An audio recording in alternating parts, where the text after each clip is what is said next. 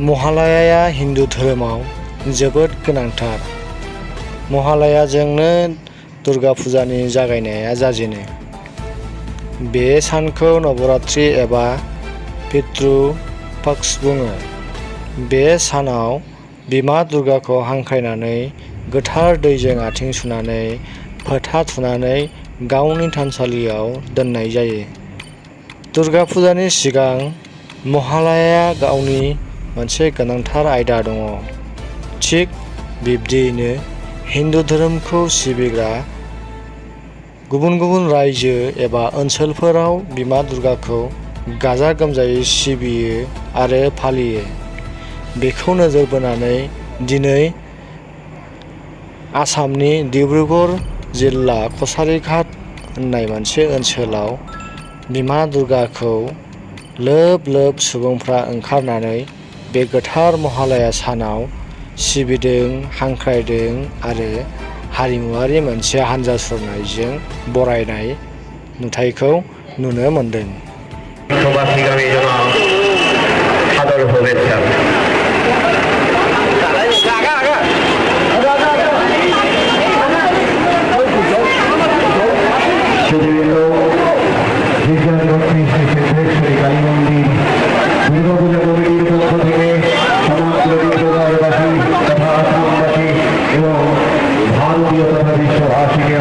কমিটিৰ তৰফৰ পৰা আমি সকলো ডিব্ৰুগড়বাসী তথা অসমবাসী বিশ্ববাসীক আমি শাৰদীয়াৰ এই প্ৰাককালত আমি সকলো শুভেচ্ছা জ্ঞাপন কৰিছোঁ।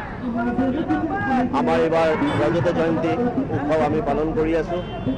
ডিব্ৰুগড় কালী মন্দিৰৰ যিটো পূজা ফল বনাইছোঁ, এই ফলত আমাৰ যিটো আমি ডেকৰেশ্যন কৰিছোঁ তাতে আমাৰ থলুৱা সমস্ত থলুৱা বস্তু বাঁহেৰে আমি বনাইছোঁ। আপোনালোকক মই আপোনালোকৰ মাধ্যমত আমি সমগ্ৰ ডিব্ৰুগড়বাসীক আমি অনুৰোধ কৰিছোঁ, আমি আহ্বান কৰিছোঁ যে আপোনালোকে পূজাৰ সেইকেইদিনা আমাৰ মণ্ডপত আহক।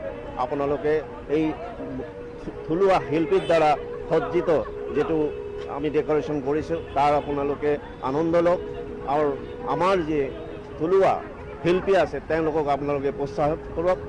আগামী দিনত আমি নিশ্চয় আমি অসমৰ পৰা অসমৰ যিটো ঐতিহ্য, অসমৰ যিটো পৰম্পৰা ইয়াক আমি সমগ্ৰ ভাৰতত তথা বিশ্বত আমি বিয়পাই দিব পাৰিম বুলি আমি আশা ৰাখোঁ। আৰু এই কাৰণেই আমি সমস্ত থলুৱা শিল্পীৰ দ্বাৰা আমি আমাৰ যিটো পূজা মণ্ডপ এই মণ্ডপটো আমি সাজিছোঁ। আমি আহ্বান জনাইছোঁ আপোনালোকে আহক, আহি পেলাই চাওক আমাৰ শিল্পীক, আমাৰ শিল্পৰ যিটো আমাৰ পৰম্পৰা আৰু সংস্কাৰৰ যিটো মানে পৰম্পৰা, সেই পৰম্পৰাটো আপোনালোকে অনুভৱ কৰিব পাৰিব আৰু তেওঁলোকক শিল্পীসকলক আপোনালোকে প্ৰোৎসাহন কৰক।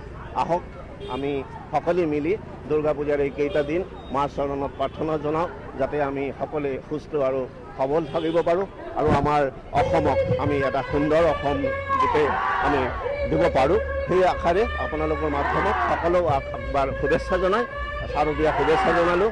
আজি আমাৰ উদ্বোধনী, আমি আজি এই মহালয়াৰ পূৰ্ণ লগ্নত আমি উদ্বোধন কৰিলোঁ আৰু এই উদ্বোধনৰ মাধ্যমতে আমি আমাৰ পূজাৰ শুভাৰম্ভ কৰিছোঁ বুলি জনগণক আমি জনালোঁ।